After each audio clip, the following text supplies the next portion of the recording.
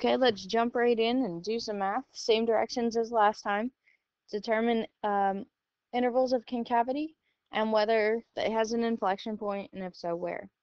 So we take the first derivative, f prime of x, 4x cubed minus 12x squared.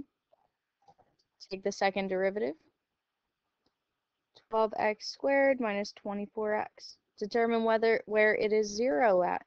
It's not going to be undefined. So I'm going to go ahead and factor. So it appears that our possible inflection values are x equals 0, x equals 2. Throw them on our sign chart. Plug in some numbers.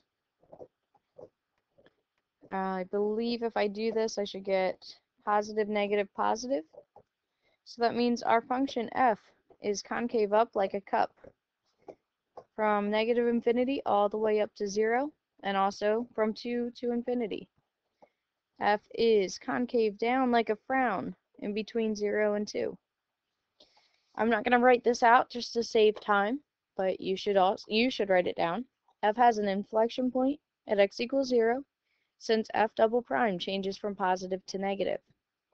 F also has an inflection point at x equals 2, since f double prime changes from negative to positive. Alright, change my color here. And first derivative, e to the negative x squared times the derivative of the inside of the function. Don't forget about that. Okay, now we have a product rule. So I take the second derivative. I write the first term times the derivative of the second plus the second term times the derivative of the first. I should probably simplify this, make it look a little bit better.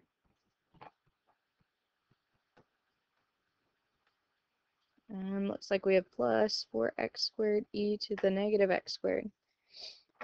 Let's factor out what we can. If I take out a negative 2 e to the negative x squared, I should get 1 plus 2. Oh, it'll end up being minus 1 minus 2x squared. Alright, so that's going to look like negative 2 times 1 minus 2x squared on the top over e to the x squared. E to the x squared is never going to equal 0, so this function won't be undefined. The numerator will equal 0 when 1 equals 2x squared, or x squared equals a half, or x equals positive or negative square root of 1/2, or the same as 1 over root 2, or root 2 over 2, however you want to think about it. So throw those numbers on a number line. We have negative 1 over root 2 and positive 1 over root 2. Those are x values. We're plugging them into our second derivative. Negative 1 would be smaller, 0 and 1. Get your signs. You should end up with positive, negative, positive. So f, or y, is concave up like a cup on negative infinity all the way to negative 1 over root 2. And also from 1 over root 2 to infinity. Y is concave down like a frown on the interval in between those two values. Okay, y has an inflection point at x equals negative 1 over root 2, since the second derivative changes from positive to negative. Y has an inflection point at x equals 1 over root 2, since y double prime changes from negative to positive there. So I think you guys should be starting to get the hang of this. Okay, they should start to get a little easier. This one, jumping in, 4x cubed, the second derivative, 12x squared. It's not going to be undefined, so we'll see where it equals 0. The only place is x equals 0. Throw that on a number line. We're plugging in x values for into the second derivative. Oh, let's say positive 1, that's what that says there, and negative 1. These are both positive. So G is concave up like a cup from negative infinity all the way to 0, and also from 0 to infinity. We can't say that it's positive at x equals 0, because when x is 0, the second derivative is 0. So in this case, G has no inflection points.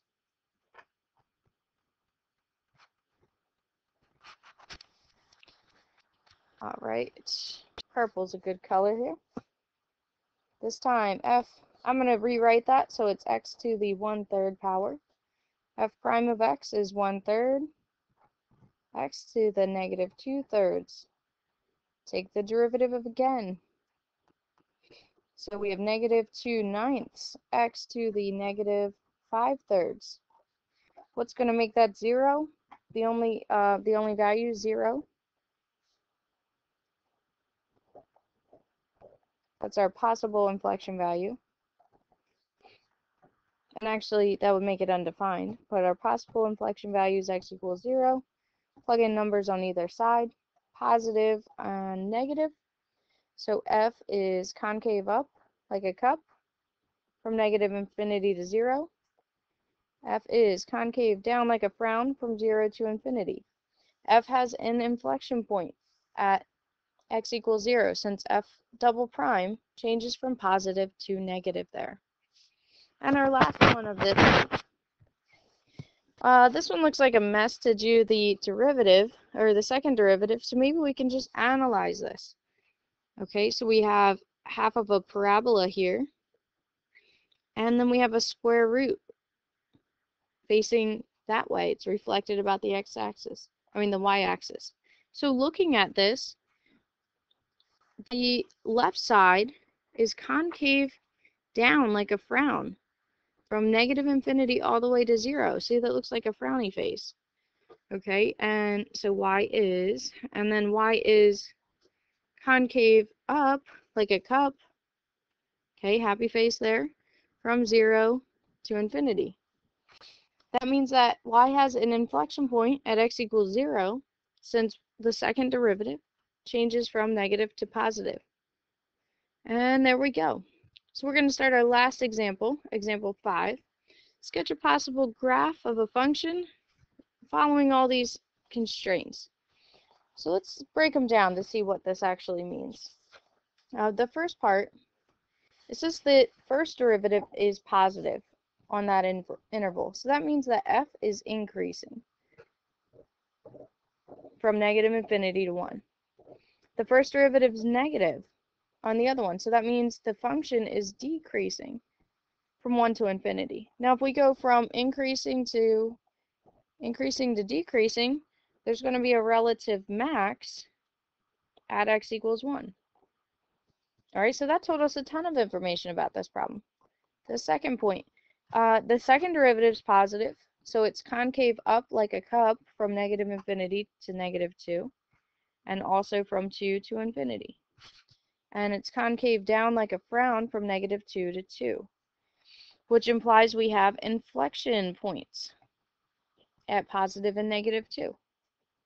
And our third point, if the limit as x approaches negative infinity is negative 2, that means we're going to have a horizontal asymptote at y equals negative 2. And we're also going to have, for the second term, a horizontal asymptote at y equals 0. Alright, so we're drawing a graph of f. Throw in some intervals here, 1, 2, 3, 4, 5. So I have a horizontal asymptote at y equals negative 2, so I'm going to draw that in. And I also have a horizontal asymptote at y equals 0. So towards the ends of the graphs, they're going to be approaching these lines. I have a relative maximum at x equals 1, so I'm going to draw that kind of high. Alright.